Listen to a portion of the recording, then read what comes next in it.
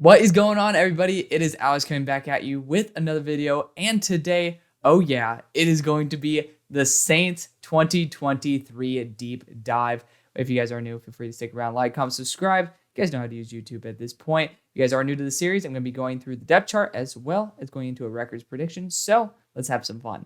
Starting out with the offense, going skill position to offensive line. Then for the defense, defensive line, back to the skill positions. Derek Carr, the new addition. He is somebody who I think is an upgrade over what you've had. It's nice to know that you still have guys like Jameis Winston, Taysom Hill on roster to be able to, make sure Derek Carr is playing at his peak condition. But, I've been someone who's notoriously against Derek Carr for the majority of my life. And, the majority of his career. How about that? Because it's not like I'm that young. But, Derek Carr has been somebody who I've been notoriously against. All of a sudden, I feel like I'm one of his bigger fans, and it's a little bit weird. But I think that he elevates the roster. I really do. I think that Vegas has kind of screwed him over in terms of the offense they put around him. They had some really good weapons, but they never fully invested in the offensive line. They started investing in the offensive line, and then he was starting to, be on his way out. And then the defense wasn't too good. It just never was a solidified situation there in Vegas/Oakland. And, for those Raiders fans who are watching, which I'd be quite surprised if any of them are, I do apologize, but it is what it is. I think Derek Carr is a very solid quarterback. I don't think that his addition was a downgrade. I think it was very nice to be able to, bring on your own QB, not have to draft one, not reach for one, and then you guys are chilling. So running back Alvin Kamara, God only knows if he is going to be the guy here because of the fact that there are some off the field issues, but on the field, this guy's a stud. You got guys like Kendre Miller that you guys just drafted, and I love Kendre. He obviously whooped my SMU Mustangs ass this year. So, gotta hate that one because I think we were actually pretty damn close in that game until that point where I think his breakaway touchdown was the moment I was like, all right, I'm out of here. Peace out. So he's a good running back. Very fun to watch. He was one of my guys in the draft. Definitely love to see that. But, running backs, I think you guys are going to be perfectly fine. I'm not really going to talk about Prentice. I just added him there just so y'all know. Then you got guys like at the wide receiver position, Michael Thomas when he's healthy. Love to see that. Chris Olave and then A.T. Perry behind him. I loved A.T. Perry. Chris Olave was one of those dudes where I was notoriously a little bit more against him unless he was in the right system, and this was the perfect system for him. I love to see that he's here, and especially Derek Carr. I think it's going to be awesome.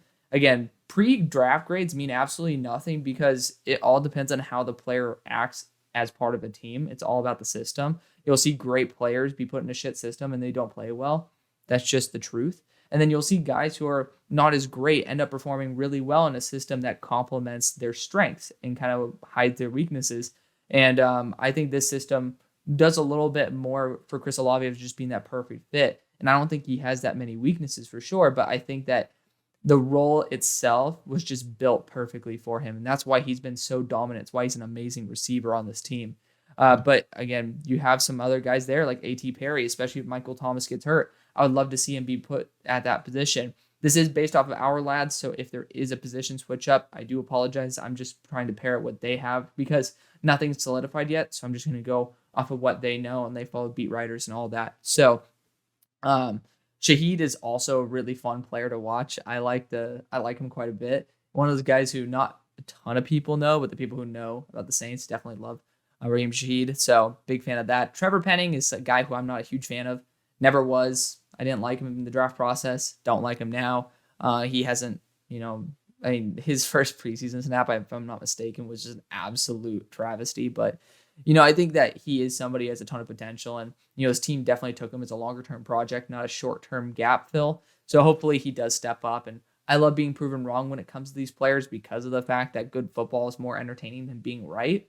And especially when it comes to the health of guys like Derek Carr, I would love to be able to be proven wrong on an offensive tackle because of the fact that it keeps guys healthy. So there's that. Andreas Pete, I've just never been a huge fan of him. I think he's just been the kind of guy to plug a hole, and I just think they limited the upside of the offensive line. Eric McCoy is awesome. Cesar Ruiz is taking a step up. Glad to see that. Ryan Ramczyk is, he's obviously well-deserving of the contract that he's gotten, so he's a very good player. Juwan Johnson, once again, I missed the tight ends when I talked about the skill position.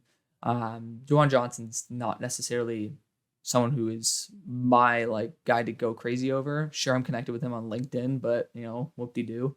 But you got Foster Moreau in there. Obviously, they found out that he had some form of cancer. I'm forgetting it off the top of my head, but regardless, the fact that the staff has been able to, I think, point that out more than one time. There's been 2 or 3 times they pointed out that was somebody, is wonderful because not many people are really actively searching for it at that age. So very happy that guys like that get the treatment that they need. So tip my cap for Foster Moreau. I like him as a prospect as well. Other guys of note, I have actually only one that I haven't talked about, and that's Nick Saldiveri, who I was a huge fan of.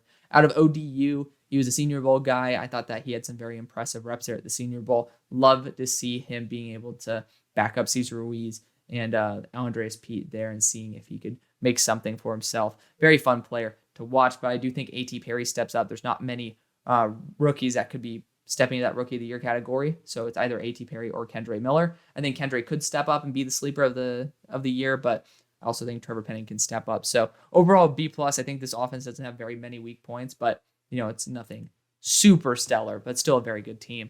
Now looking at the defensive side, defensive line, you got Cam Jordan and Granderson on the edge, but Isaiah Foskey was drafted in the 2nd round. You also have a former 1st-round pick in Peyton Turner there at that right defensive end spot, so you have some good rotation there for sure, which is kind of what this team has been built off of. You got Trey Hendrickson's a perfect example of a guy who is kind of like that edge 3 who continued to rotate in and be able to take more and more meaningful reps until he became the guy that we know today. So this team has definitely made a very big living off of being able to have that rotation.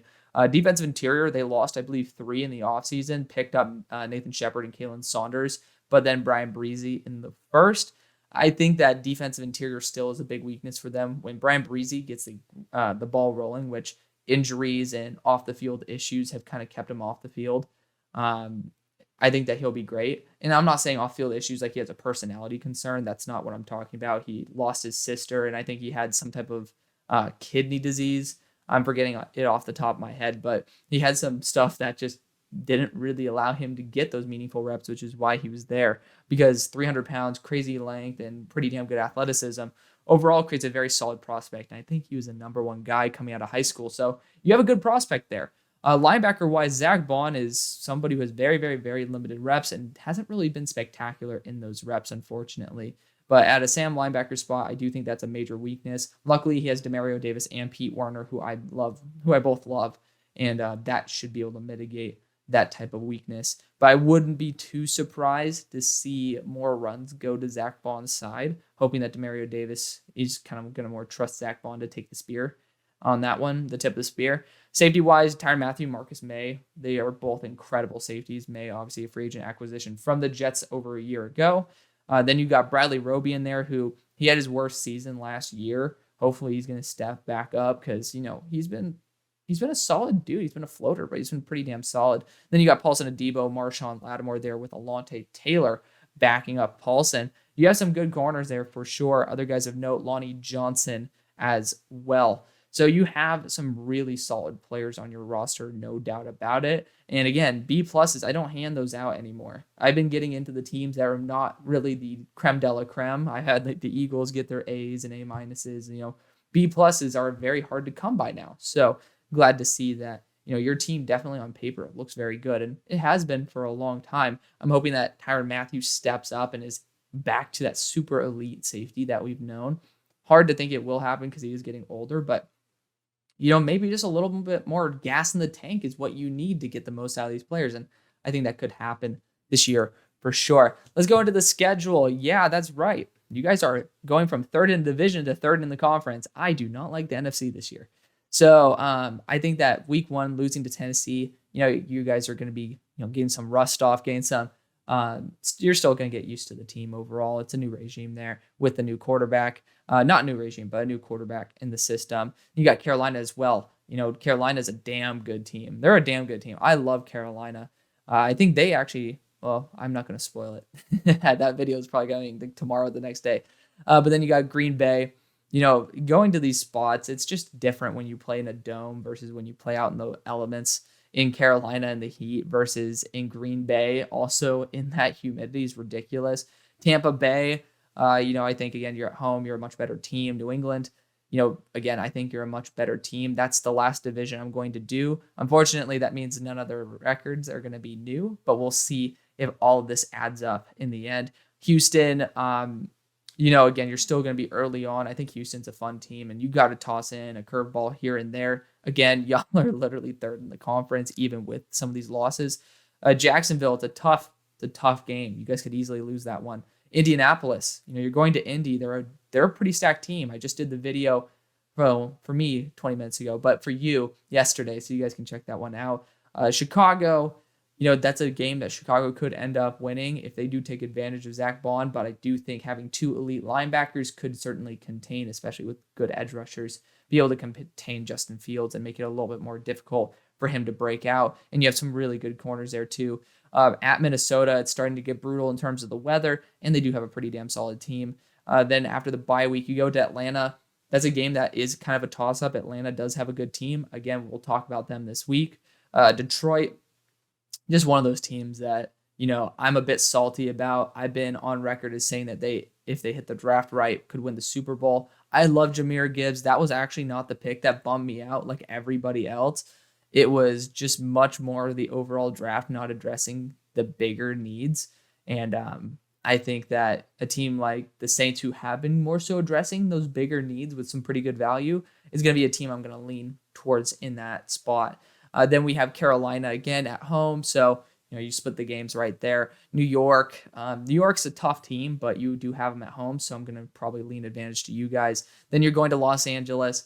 Again, Los Angeles' defense is absolute butt cheeks. If I'm not mistaken, one of their starting corners ran a 4.7 40 and is starting mainly because they don't have anybody, not because, not because that person is necessarily good. Then you go to Tampa, and it's just tough to play in Tampa. So I'm going to give Tampa a win here and there. It is in division as well. Even though you guys seem to own Tampa, you just never know. You got to throw some randomization in there.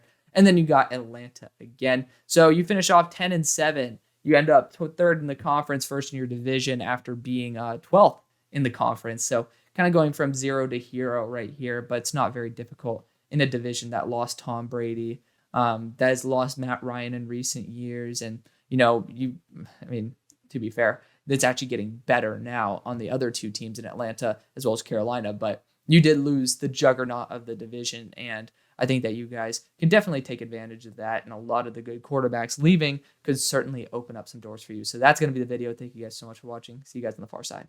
Peace.